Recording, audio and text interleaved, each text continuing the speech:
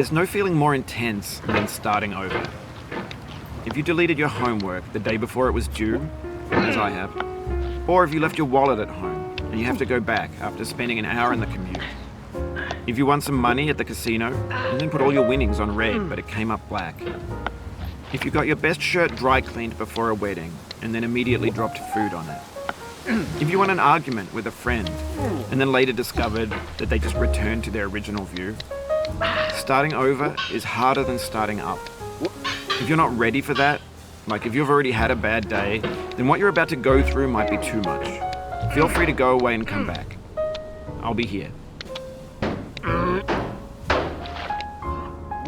Alright, thanks for coming with me on this trip. I'll understand if you have to take a break at any point. Just find a safe place to stop and quit the game. And don't worry, I'll save your progress, always, even your mistakes. This game is a homage to a free game that came out in 2002, titled Sexy Hiking. The author of that game was Jazzuo, a mysterious Czech designer who was known at the time as the father of B games. And B games are rough assemblages of found objects. Designers slap them together very quickly and freely, and they're often too rough and unfriendly to gain much of a following. They're built more for the joy of building them than as polished products. In a certain way, Sexy Hiking is the perfect embodiment of a B game. It's built almost entirely out of found and recycled parts, and it's one of the most unusual and unfriendly games of its time. In it, your task is simply to drag yourself up a mountain with a hammer. And that act of climbing, in the digital world or in real life, has certain essential properties that give the game its flavor. No amount of forward progress is guaranteed. Some cliffs are too sheer or too slippery. And the player is constantly, unremittingly in danger of falling and losing everything. Anyway, when you start Sexy Hiking, you're standing next to this dead tree that blocks the way to the entire rest of the game. It might take you an hour to get over that tree, and a lot of people never got past it. You prod and you poke at it, exploring the limits of your reach and your strength, trying to find a way up and over. And there's a sense of truth in that lack of compromise.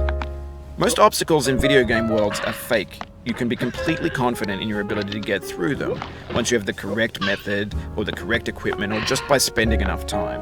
In that sense, every pixelated obstacle in Sexy Hiking is real. The obstacles in Sexy Hiking are unyielding, and that makes the game uniquely frustrating. But I'm not sure Jazzuo intended to make a frustrating game. The frustration is just essential to the act of climbing, and it's authentic to the process of building a game about climbing. A funny thing happened to me as I was building this mountain. I'd have an idea for a new obstacle, and I'd build it, test it, and it would usually turn out to be unreasonably hard. But I couldn't bring myself to make it easier. It already felt like my inability to get past the new obstacle was my fault as a player rather than as a builder. Imaginary mountains build themselves from our efforts to climb them, and it's our repeated attempts to reach the summit that turns those mountains into something real. When you're building a video game world, you're building with ideas, and that can be like working with quickset cement. You mold your ideas into a certain shape that can be played with, and in the process of playing with them, they begin to harden and set until they're immutable, like rock. And at that point, you can't change the world, not without breaking it into pieces and starting fresh with new ideas.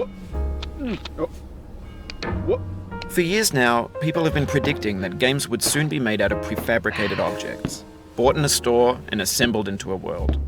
And for the most part, that hasn't happened, because the objects in the stores are trash.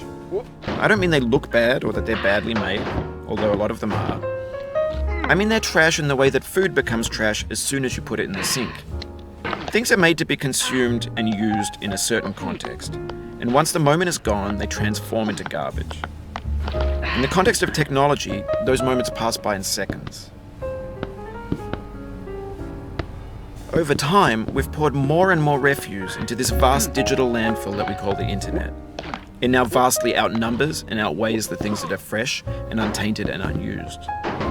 When everything around us is cultural trash, trash becomes the new medium, the lingua franca of the digital age. And you can build culture out of trash.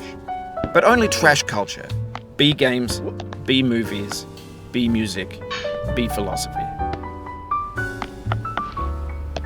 Maybe this is what digital culture is. A monstrous mountain of trash, the ash heap of creativity's fountain. A landfill with everything we ever thought of in it. Grand, infinite, and unsorted. There's 3D models of breakfast, Gen X's fanfic novels, Scan magazines, green screen Shia LaBeouf, banned stuff scenes on LiveLeak. Facebook's got lifelike bots with unbranded adverts and candid shots of Kanye and Taylor